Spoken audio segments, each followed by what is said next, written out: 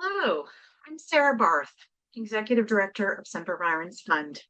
Welcome to another in our webinar series under the Redwoods, in which we explore really all things Redwoods, the science, the history, the benefits, the artistry, the religious spirituality of them, you name it. Thank you, as always, to Sharp Investments for helping to sponsor this webinar series. We greatly appreciate their support. A few years ago, our guest today, Thomas Rex Beverly, who is a nature sound recordist, I think he's the first one we've worked with, approached us with an idea. He came to us and asked if he could gain access to some of the biggest and tallest coast redwoods and record the sounds of the forest. And so what followed was a journey together, a project that Semper Virens did in conjunction with, or really that Tom did in conjunction with Semper Virens, to go up into the canopy of a very large redwood tree and try to capture the essence of that tree in sound. And so he's here today to share with us a bit about that experience and how he approached it, what he learned. Tom has a master's in music composition and music technology, and for the last decade, he's been a full-time nature recordist, maybe the coolest job ever. And in addition to recording redwoods, he's been working on recording whales and glaciers. So some really cool natural phenomena that he's been documenting in sound. So with that, I'm delighted to welcome today's speaker, Thomas Rex Beverly. Welcome. Hello. Hello. Thanks for having me. Um, thank you for the nice intro. Thank you for everybody tuning in. Going to be talking a lot about the recording project that I did with the Semper Virens Fund. In my background, this is actually the grove where I was recording. You can see me there a little bit. But that is the Valley of the Giants um, on this beautiful property that the Semper Virens Fund helped to protect. So, a little more about my background. I am a nature sound recordist, also called a field recordist sometimes. It's not like being a wildlife photographer or a nature photographer, but I'm focused on sounds. So I get to go to lots of wild and wonderful places and record the sounds of the natural world. So it's usually taking lots and lots of microphones with me to record. Sometimes it's a specific animal, sometimes it's weather, sometimes it's trees. Some of the big themes I've been interested in the last few years has been glaciers in Greenland and Iceland, Norway and Patagonia, exploring the calving sounds of big icebergs breaking off, the sounds of the underwater icebergs melting with hydrophones, sounds on the glaciers. The second big category was old trees. I've been fascinated by those for a long time since I was a kid.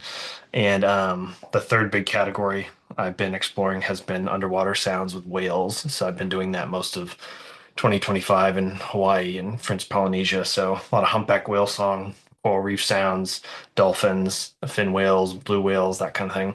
So it's a lot of fun. I got into this as a composer, actually. Did my went to school as for music composition, so a lot of contemporary classical music that I wrote, orchestra, choral, chamber music. Started doing a lot of multimedia projects where I started recording sounds and then using them in my own works. Sometimes that'd be a sound art installation sort of thing for a museum.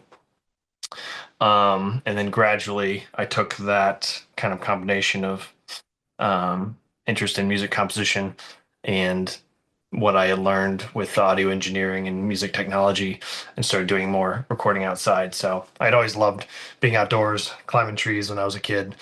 And this project was largely focused around wanting to get up into the canopy of a redwood tree and explore some of the soundscapes. So I forget when I read it originally, but The Wild Trees by Richard Preston, which I imagine a lot of you may have read, but that got me very excited about these adventurers that had explored these trees in the 80s and 90s and finding the tallest tree in the world and some of the largest trees and how do you actually climb them and develop the climbing techniques and all that sort of thing. So, that got me very, very interested in the redwoods. And I also spent a lot of time in Northern California. I had a bunch of family out here. So live in Texas, grew up in Texas, but used to come out to the Bay Area for every year for Thanksgiving for about 20 years. So had some very early memories with the redwoods. But anyway, that's a little background. So kind of music composition to audio recording to field recording.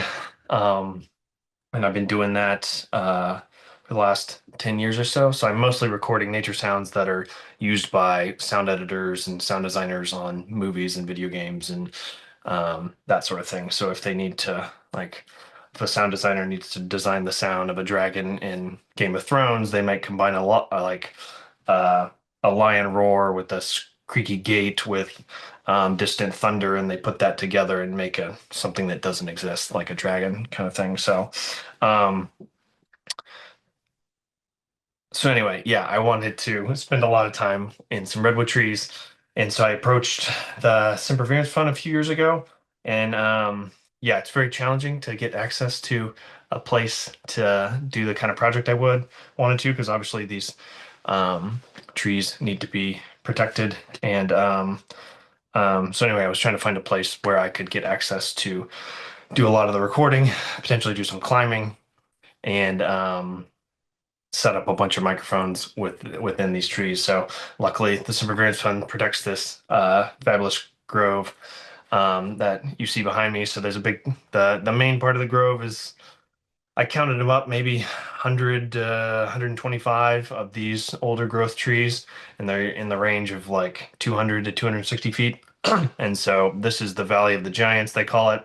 That's the big cluster that's in a little bit of a valley, so it has the best sound. And then right outside the valley, there's a couple other really large ones. The big one being Big Red. So Big Red's about 260 feet. And so a lot of what I wanted to do was do a long-term portrait of the sound of the grove. So I came out multiple times. I spent about 2 weeks in March of 2024. So I came out in kind of springtime, did a whole bunch of recording in the grove in various places, but that was all ground recording. And then I came back in October, did some more recording all over the grove, and then actually was able to get up into the tree and record some soundscapes from the top of the canopy. So I'll talk about that a little bit more. But yeah, one of the most fascinating things that I found in March is that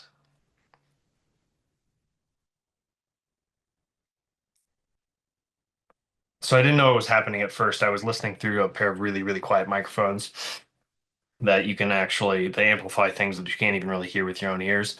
And so I was hearing this delicate rain sort of precipitation sound, and I couldn't figure out what it was. But eventually I realized that you get this really light wind that would blow through the canopy.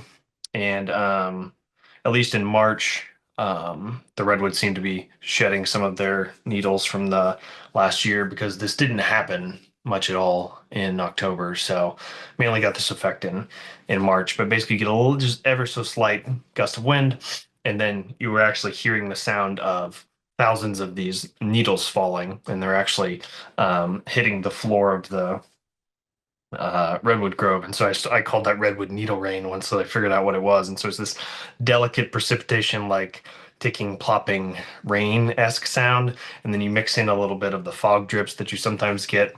So some fog came in over a few of the nights, gets on the branches, and then you get these long drips, and it's fun when you're sitting there. They fall off, and you can see them fall for a couple of seconds as they're coming all the way down. So you add in these big plopping drops into this soundscape of this delicate needle rain, and so that was a lot of what I like to find when I'm recording are sounds that I didn't know existed. Like you always know that there's going to be wildlife and birds and the wind is going to make sounds, but this redwood needle rain was something that I didn't know existed and is a very subtle, beautiful sound of the forest. So one thing about the redwood forest is a relatively quiet soundscape. So if you go to a jungle in Costa Rica, very loud soundscape, super dense, lots and lots and lots of layers. In the redwood forests, relatively quiet, lower wildlife, um, much less density, and so can you're really recording these kind of subtle sounds of the almost silent spaces. And so um, the main thing with this project is I was trying to do a portrait of the trees themselves. A lot of nature sound recordists, they're more interested in the birds or the wildlife. In this case, I'm interested in the tree itself. So that's the sound of this redwood needle rain or the tree creaking in the wind or the wind at different levels of the canopy. Um, Sounds from inside the tree, which I'll talk about a little bit in a minute. So anyway, I'm trying to do a portrait of the tree itself as the subject. And so obviously the sounds of the trees can be very, very subtle. And so you have to have special mics that are super, super quiet that um, basically have a really low self noise, which basically means that it can record super quiet sounds without the of the kind of microphone hiss that you'll get from some kinds of microphones. And so there's the Redwood Needle Rain. Other big surprises. So I was setting up microphones. I had, I don't know, anywhere from 10 to 20 microphones in various different places in the forest. And so I'm letting those record for 24 hours a day. Because there is a good amount of noise pollution in this area. There's a lot of planes flying over going into the various airports in the Bay Area. So, in order to not be frustrated by the noise pollution, I record 24 hours a day, and then you can get a few hours of usable stuff from that location. So, some locations you go to East Greenland, there's no planes, there's no noise pollution. You can record 24 hours a day and get really, really, really long, pristine soundscapes. In this case, there are a lot of planes, but I was pleasantly surprised that I could still get 3 or 4 hours out of 24 hours that didn't have noise pollution. So there was a good amount to work with. And one of the big surprises when I was listening back through the recording is there's a gust of wind, and then you hear this boom, boom. You hear this basically it sounds like an atomic bomb going off.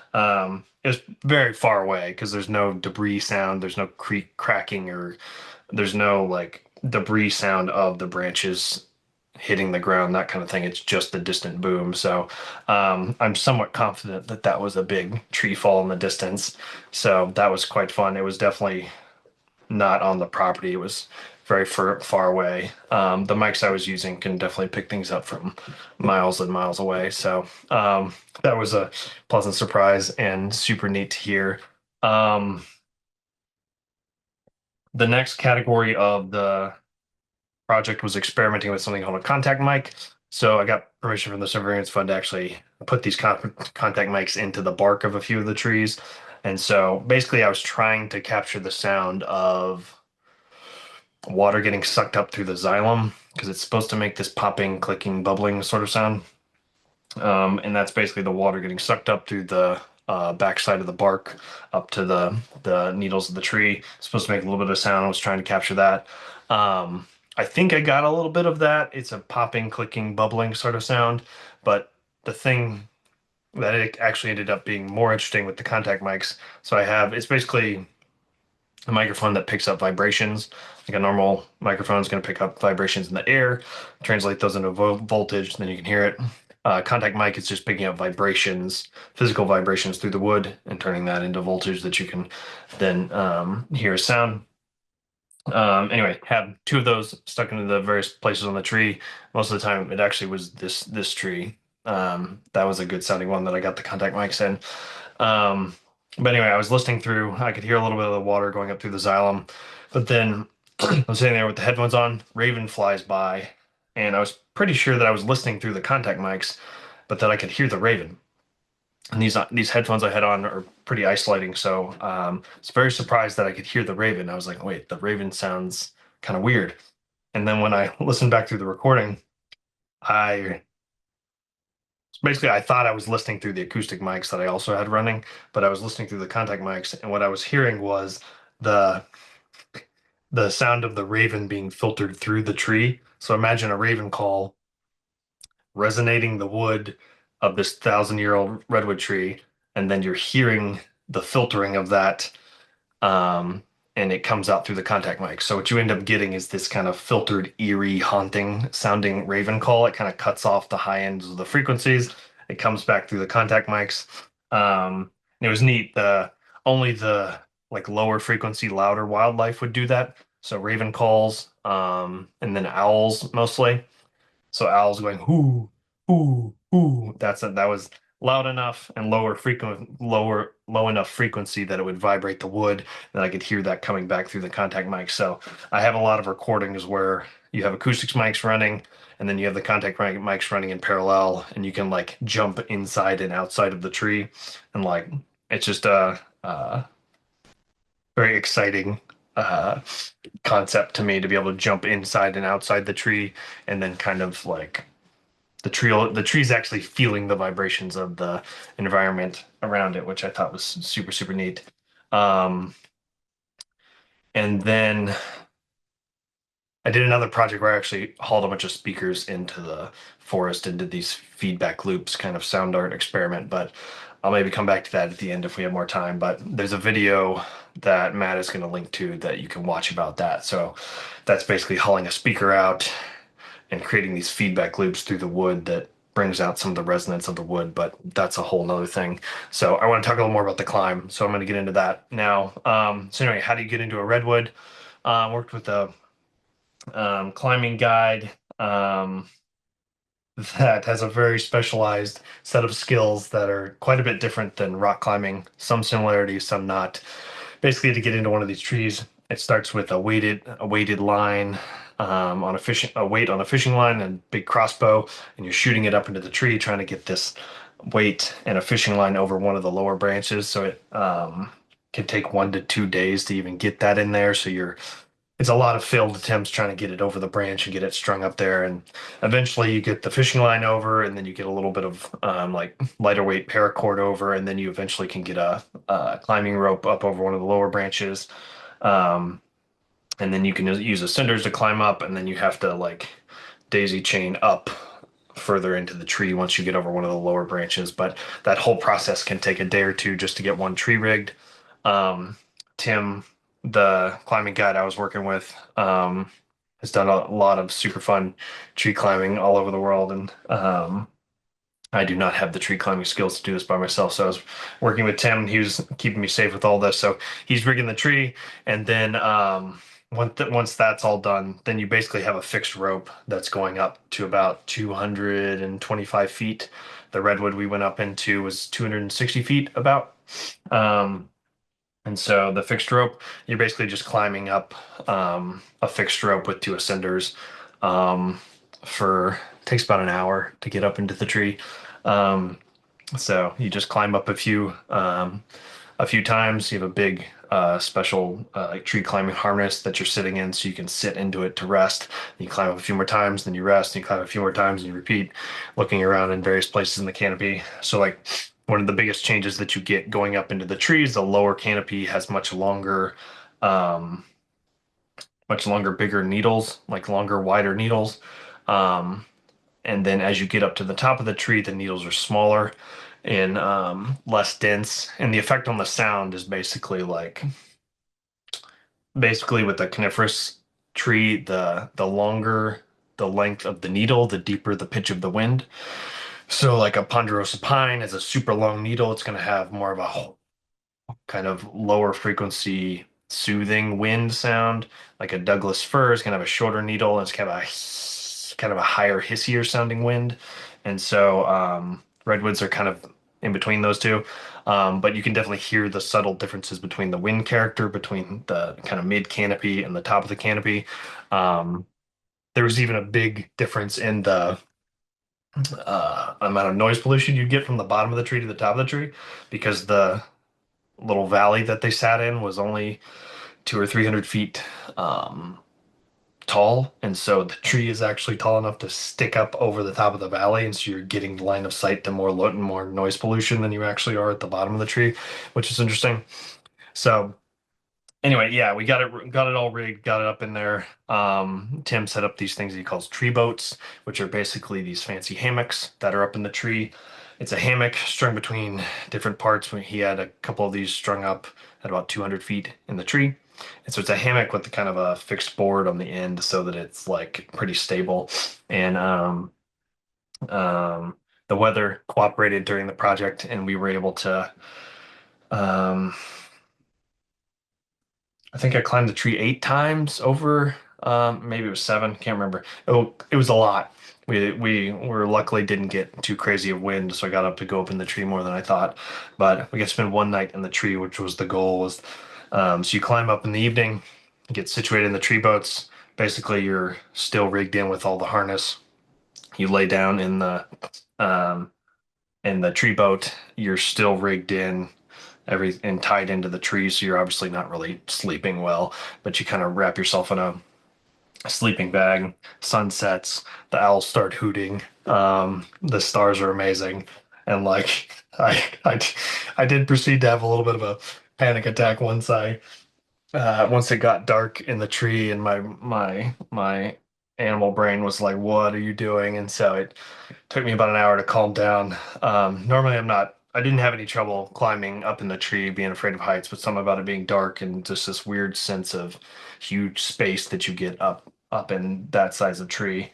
I managed to do some breathing and calm down after about an hour, and then I got out a set of mics and just um, sat there listening through these mics. So a lot of mics, most people have had the experience of looking through a telescope or binoculars. If you're listening through really good microphones, is a similar thing with like a sound telescope type thing. So you're listening and you can really zoom in on something far away, whether that's distant crickets or an owl or some deer tromping around in the understory half a mile away. Um, yeah, so I sat there just doing some deep listening for I don't know, 2 or 3 hours, and then I was surprised that I actually fell asleep and I dropped one of my microphones off the side, but I managed to get it back. Um, yeah, it was pretty magical night of camping. I think the only other um, yeah, it's by far the best night of camping. And I've done a lot of some crazy camping. I mean, I've slept on an iceberg and like I've done some wild camping. So yeah, something about being up in a tree of that size that is a living thing. Anything you cross this kind of 200-foot threshold where it's just a magical place up there. Tim calls it Tim the climbing god. He calls it going to tree church. And you like experiencing that is a pretty magical thing. So I felt very thankful to have uh, been given the chance to get up there and listen and hear this incredible sense of space. And um, yeah, I think Tim said that more people have climbed Mount Everest than have climbed into the canopy of an old growth redwood. So trees are obviously not like a mountain. You can't climb them, and you can't have hundreds of people climbing a tree. It would damage the tree. But we were able to do this respectfully and um, take care to not hurt the tree and go to tree church. And it was a pretty magical experience. And anyway, one of the main things I was trying to do with the sound project is so I had mics in the Vogue, which is this picture behind me. I had mics at the base of the tree. I had mics at about 100 feet. I had mics about 150 feet. I had mics about 200 feet. They're all recording in parallel. And so you can hear the same sound event from different places in the tree and hear how it sounds different in these different micro ecosystems. So that might be a raven flying by. It might be the like deer fighting in the Vogue, which sounds huge right next to these mics, and it sounds very different at the top of the tree. It might be these little Pacific wrens that are dancing on the branch right next to one of the mics at 100 feet, and then they sound super distant at the top of the tree or the base of the tree. It might be a branch breaking off at 250 feet, and it whooshes down past all the mics for several seconds before it smacks into the ground. So anyway, these trees are pretty magical, and yeah, you have to spend a lot of time with them because the like I mentioned before, it's relatively sparse environment. So a lot of this, like there might only be 5 or 10 really interesting sound events over a whole night. And so that's how the recording with a bunch of mics 24 hours a day is a good way to capture a lot of that. So I do also really love like what I was doing in the tree boat, sitting there, really monitoring, listening through the kind of sound telescope and doing that deep listening. And it actually takes a while. It took me several years to be able to train to do that to where I could like happily listen for 20, 30, 60 minutes, 2 hours, that kind of thing. So anyway, that's a little overview of the project. I've made quite a few mini documentaries with the Simpervariance Fund and then a few things on my own. So it's overly overly documented with lots of kind of behind the scenes documentaries. So there's a lot of ways to listen to the sounds and kind of get a picture of what was actually happening. And then there's another documentary of um, the Redwood resonance kind of feedback loop sound art experiment. That's a whole 30-minute video that I introduced that concept, and then you can like listen to more of a nature album with that. So anyway, there's 5 or 6 different behind the scenes kind of documentary videos you can get into if you want more of that. I think we're going to get into questions pretty soon, but a couple maybe little book recommendations that I have. The Wild Trees by Richard Preston, obviously fabulous if you haven't already read that. The Hidden Life of Trees by Peter Wohlleben. A lot of you have probably already read that book. Fabulous kind of tree nerd book. The Overstory, another by Richard Powers, another fiction book. And then one that is more specific to the like sound recording. It's called The Great Animal Orchestra by Bernie Krause. Um, I recommend that as an audiobook because there's some field recordings with it. Um, yeah, it kind of takes you through, yeah, the Great Animal Orchestra from a field recordist perspective, and so that's a accessible um, book that's written for not just like professional sound nerds. It's written for everybody. So that one's really cool. And then The Man Who Climbs Trees by James Aldred, kind of in the line of The Wild Trees, but a little more nerdy with the tree climbing. James Aldred was I think a BBC cameraman for like David Attenborough back in like before there were drones, so you had to still climb all the trees to get all the crazy camera shots. And then yeah, I think that's about it. Yeah, those are my nerdy tree book recommendations. And yeah, that's a little bit about the project, but I want to make sure there's enough time to answer questions. Well, thanks, Tom.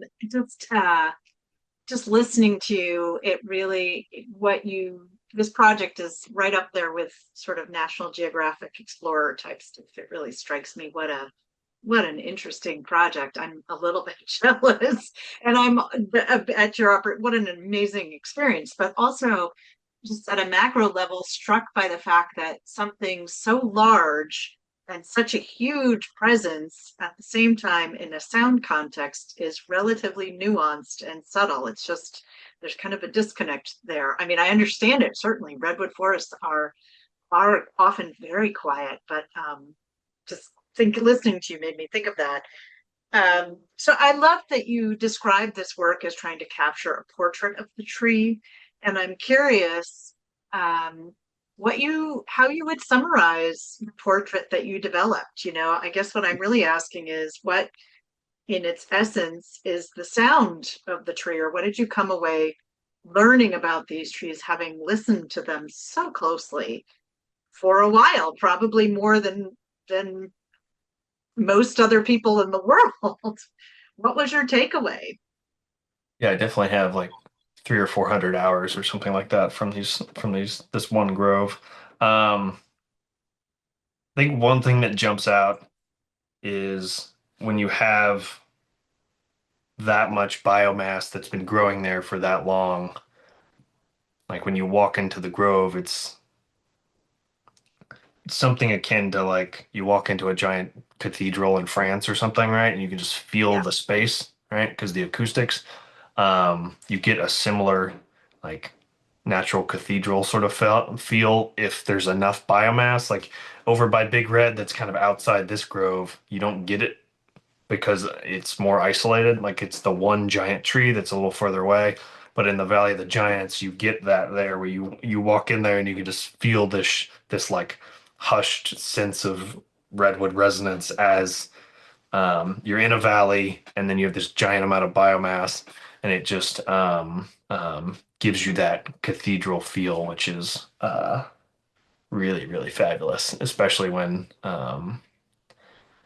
yeah, I've had similar feelings in other ecosystems, but it's especially fabulous when it's created by a living thing, which is the trees, which are like different than like an ice cave on a glacier because it's not really alive, but it will give you similar kind of uh, fabulous acoustic spaces to listen in.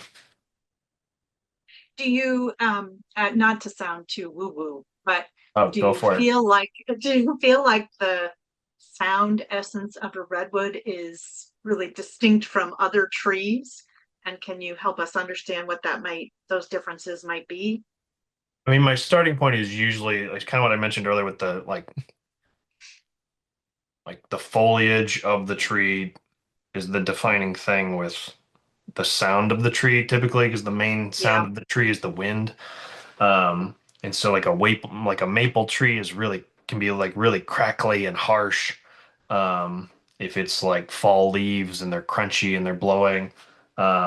Like ponderosa pine is like the most buttery smooth, amazing sounding wind imaginable. Like if you haven't been in a ponderosa pine grove, like go there. It's the best sounding wind. Um, I think yeah, the redwoods are something in between a ponderosa and like a really short needled pine, but then they also have this effect of like they're so tall and there's some variation in the type of foliage and then yeah, there's just these different micro ecosystems that you get because the trees are so insanely tall.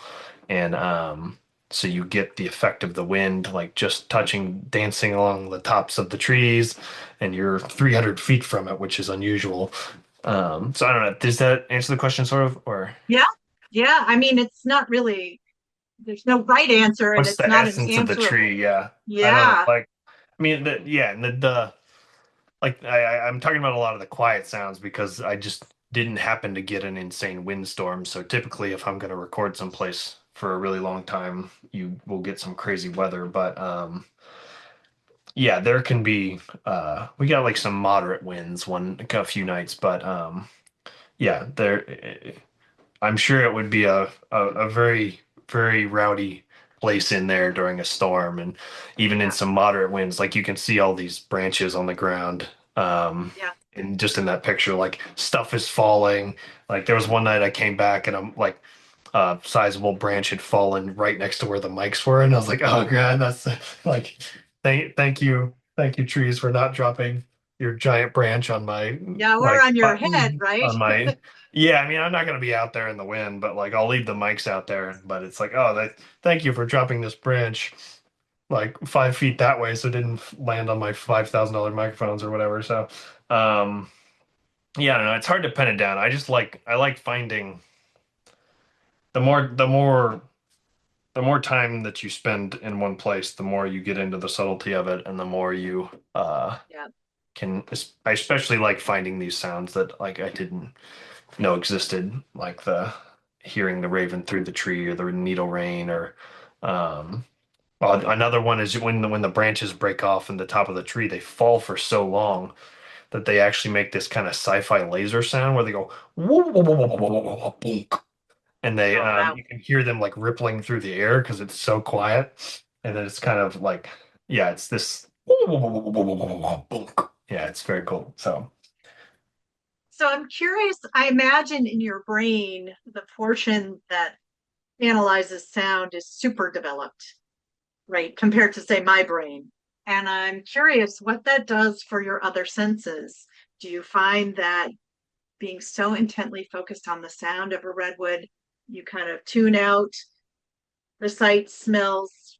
You probably weren't tasting it, but I know some people have tasted redwoods, but I'm I did eat curious some how that, redwood sorrel. That the redwood sorrel tastes great. Have you had that? yeah, yes, It's like a little yes. apple, like a green apple or something. It's fabulous.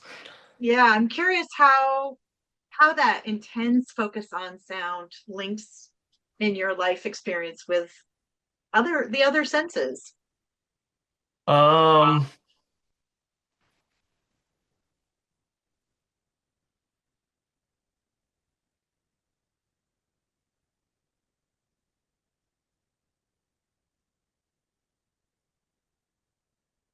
yeah, I think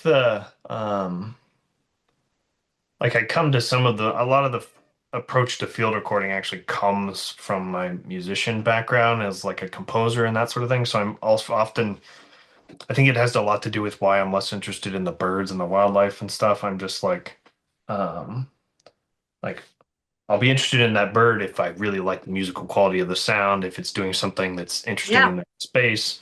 Um, I think that I mean I'm definitely hyper aware to sounds. It can sometimes be annoying.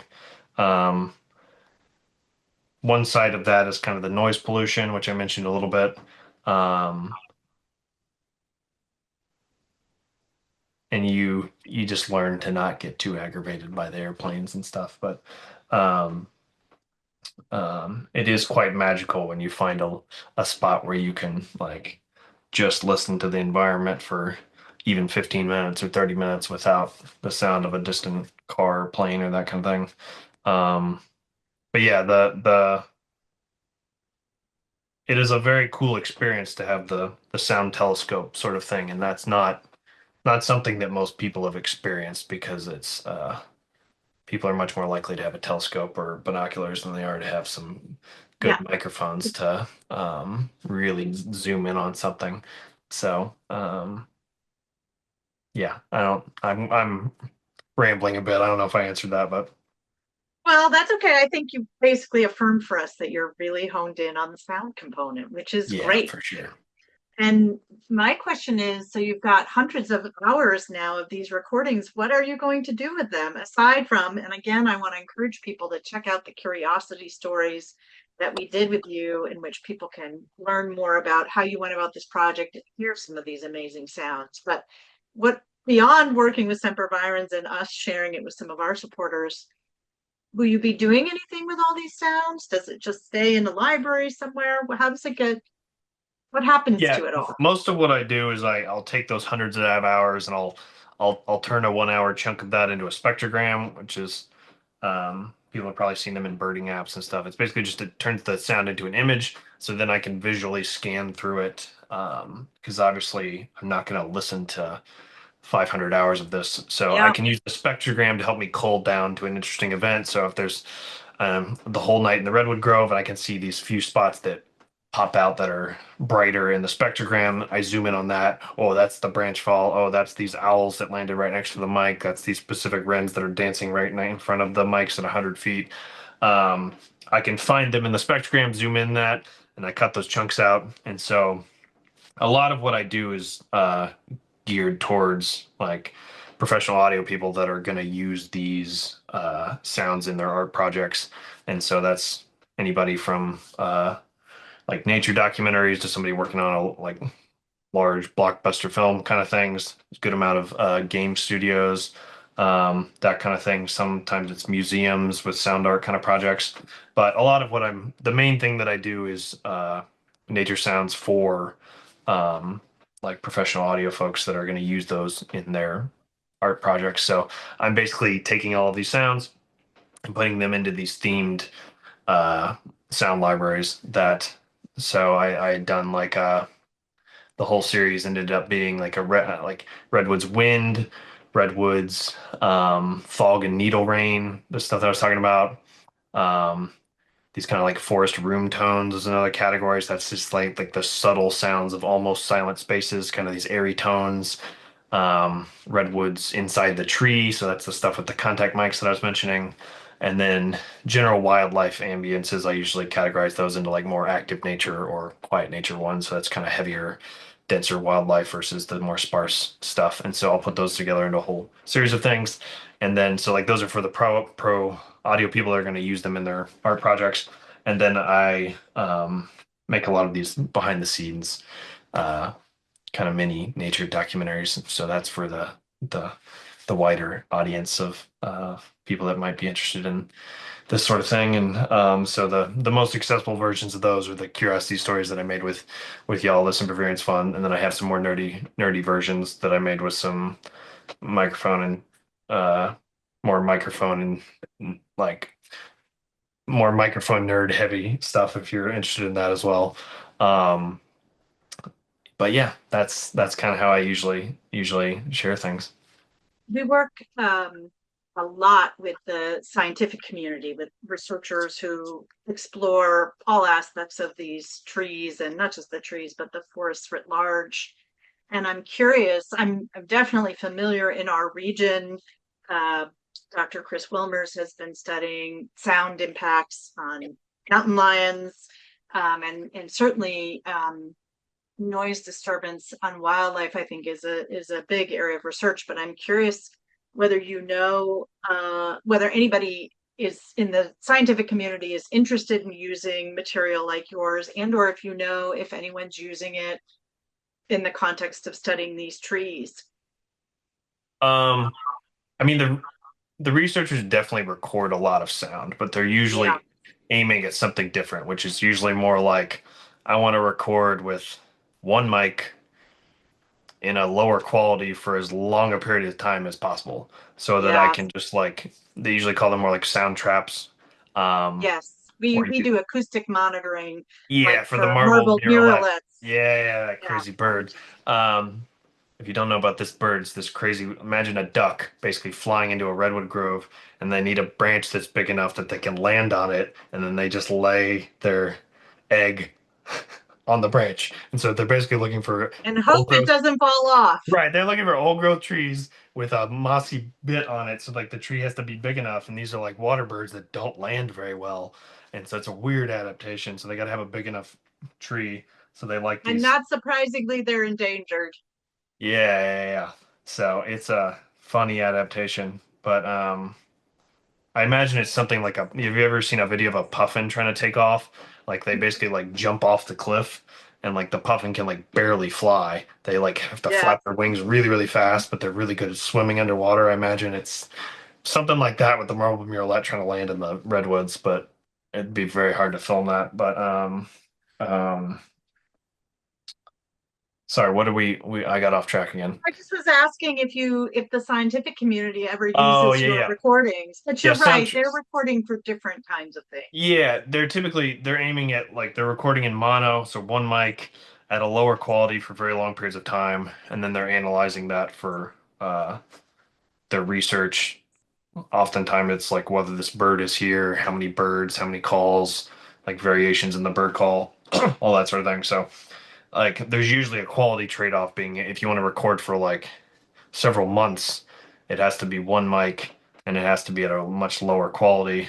And so like I'm on the opposite end of the spectrum with uh like hauling like studio microphones into the woods and setting them up in like two or four 8 microphone arrays and then leaving those out for a few days because they take much more power and there's a whole systems with not destroying or like a whole set of techniques I've developed to not destroy studio microphones in the woods, but it's pretty tricky. So, yeah, there's a big spread. So, typically they're just aiming at a different thing. So, like, their recording might be really rare and interesting and have a really cool story with it, but like artistically, it doesn't sound good typically. Yeah. Yeah. Because there's just trade-offs because like doing the stuff that's gonna just sound amazing in the grove,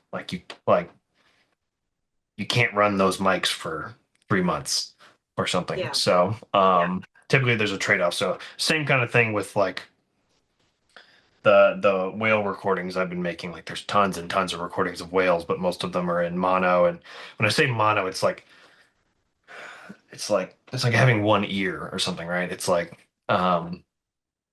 recording with two mics or four mics or 8 mics to get 3D recordings is much, much, much more interesting and often much more interesting because you can hear the space and you can hear things moving in the space left to right. You can hear it moving in surround if you have surround sound. You can hear it moving in 3D if you have a whole like Dolby Atmos array or like head tracked headphones. Um, um, so yeah.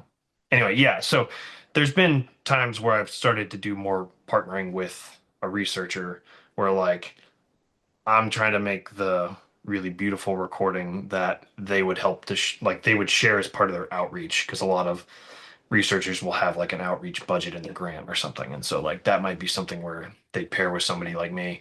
Um, um, Well, but that yeah, actually gets to but my yeah, last question, and then I'm going to invite Matt on to take a few questions from sure. the audience. But I want to give a shout out to something you alluded to earlier, and that is the issue of noise pollution and quiet skies. You know, in my time working in conservation, there's become this growing awareness of light pollution, noise pollution.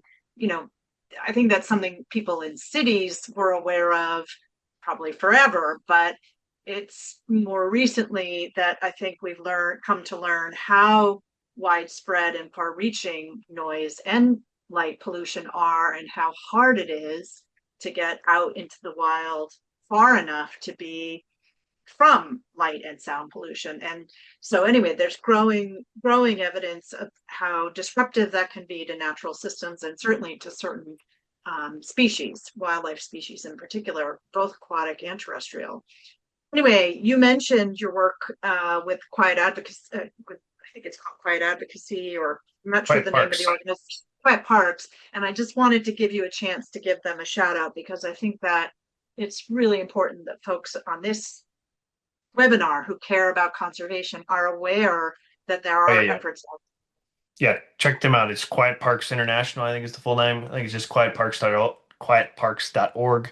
Um, yeah, they're just an organization. It's like they're trying to be the version of like Dark Sky. It's that group that helps protect the light pollution. They're trying to be that version of that. So they're trying to certify parks. You can go to this place and it's certified for this amount of less noise pollution. And they have like quieter city parks. And anyway, it's a good resource if you care about this sort of thing. Quiet parks. Yeah. Yeah, great. All right, Matt, I'm going to invite you on to share some questions from the audience. And I'll just note for the audience, just a reminder that during COVID, we saw, many of us experienced it, and we certainly saw it in the Redwood forest with declining traffic, declining human presence, how much sounds of nature both reemerged, that you could hear them, and there were shifts in how nature reacted.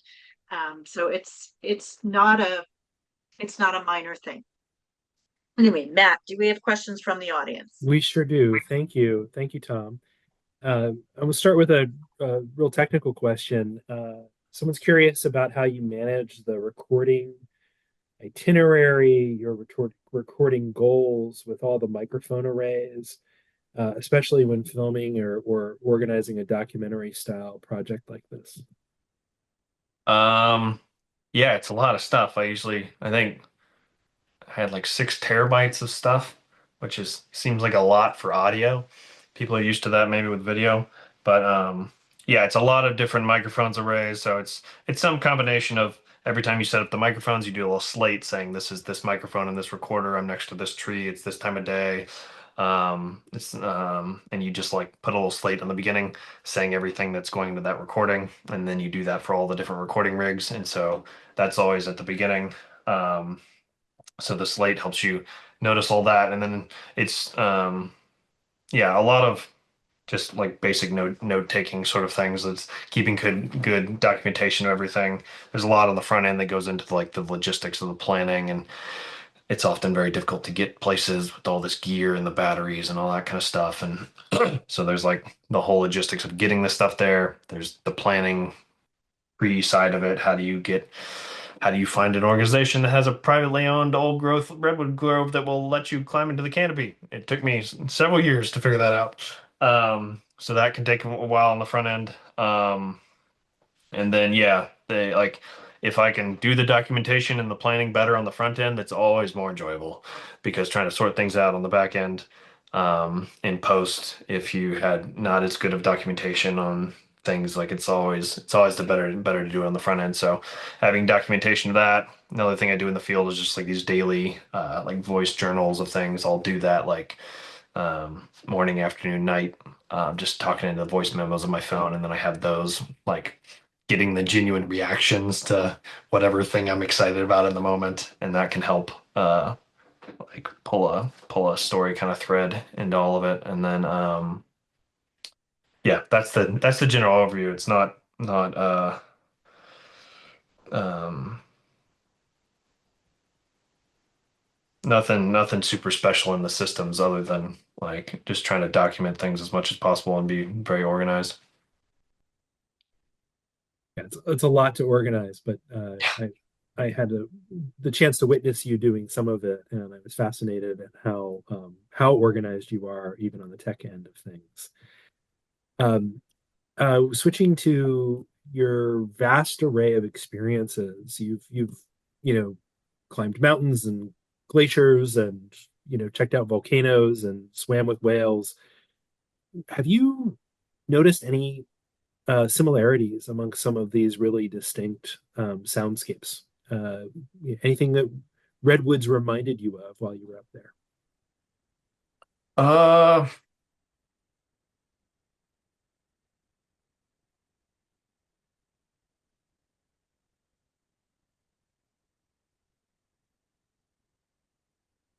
I think I mean I definitely like I like finding old trees in other places too. So the probably the ones that I think are the second most impressive are probably the ancient bristlecone pines on the southern tip of the Sierras. They're like um they're just impressive in a very, very different way. They're tiny. They're like 30 feet tall, and they've been there But they're for even five. older. Yeah, they're like 5,000 years old. So there's like this little like pine sapling there, and it's like 2 feet tall, and it's 100 years old or something insane. So those are super neat. I think there's I was really close to them in Patagonia. There's these trees down there called Alerce trees, Fitzroya trees, but they're kind of like the redwoods of the South. They've been called sometimes. They fill a similar niche in the southern hemisphere in the kind of temperate rainforest down there. Um, Very, very big, very old growing redwood-esque looking trees. I think they're in the same, they might actually be related to the redwoods. I can't remember. But yeah, they're very beautiful old trees. So yeah, there's kind of just the comparison of old trees that I like to do. I'm often in just like comparing them in their soundscapes. Kind of like I was talking about earlier with I'm a nerd for all sorts of types of wind. So um, that that I will all draw connections between those. But yeah, I think that the redwoods of the South thing that's another thread I want to pull on eventually. But a lot of those were logged. Like yeah, I think even more than the redwoods. So, but there's supposed to be a few places where you can go, but it's pretty remote and um, but they're not quite as tall as redwoods, but they're definitely in the 2 or 3 thousand year age range. So they're impressive trees. Look them up. It's not a species that many people have heard of, even with the tree nerds. Um, I think Save the Redwoods League there's a blog post about them. So Google Redwoods of the South and they'll come up. There's a Save the Redwoods blog post. I remember that's how I found them, I think. Anyway, Amazing. Thanks, Tom. One last quick question. I'm curious if there were, you climbed up into the canopy of a redwood. That's a special experience not a lot of people get to have. Were there any sounds that were particularly surprising, especially after you spent so much time months before in the understory of the redwoods?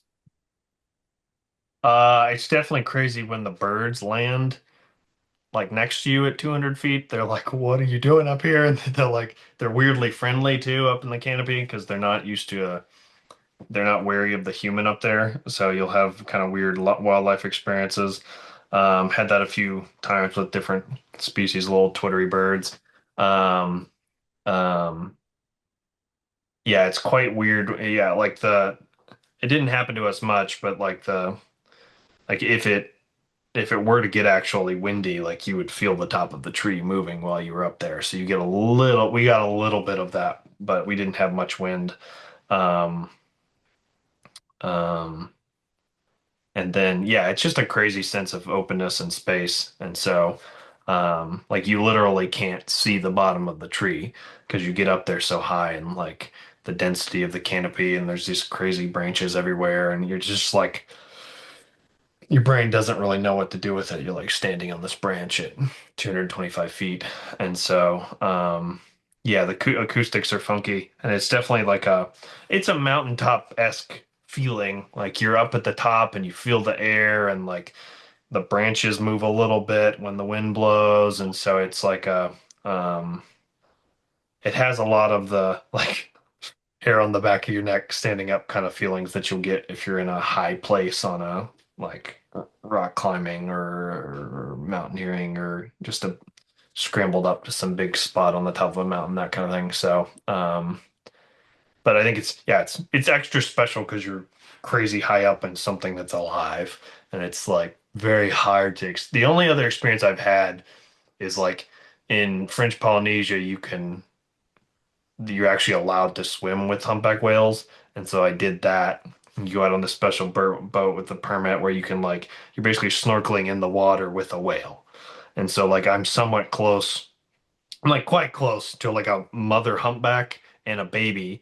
And it's like you're in the water with a dinosaur. And it's just like there's something about the being close to something that's alive at that scale is that's the only thing I can compare it to is like being in the water with a whale. Like being like it's a similar thing with the trees. It's a similar thing with the glaciers, but like they're not technically alive. So it's a similar like emotional feel with the glaciers to me, but they're a different thing. Well, I think that's a good note to end on. It's inspiring, making me want to go out and see some of these places myself, maybe not with headphones on, but um, Oh, anyway, you gotta go to the whale. They may not allow people to keep doing that with the whales too much longer. So if you get a chance to go to French Polynesia, like it's a crazy experience to snorkel with some whale. And you can hear them singing with your own ears. If you get in the water with the whales, you can actually hear it.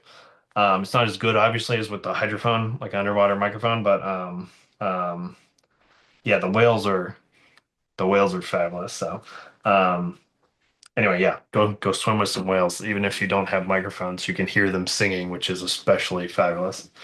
yeah.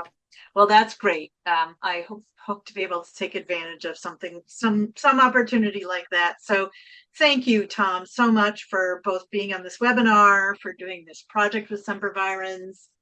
Please, to our audience, please go listen to some of these recordings. They're amazing, and check out some of Tom's other nature recordings. To our audience, thank you for joining us, and as always, for supporting Sempervirens.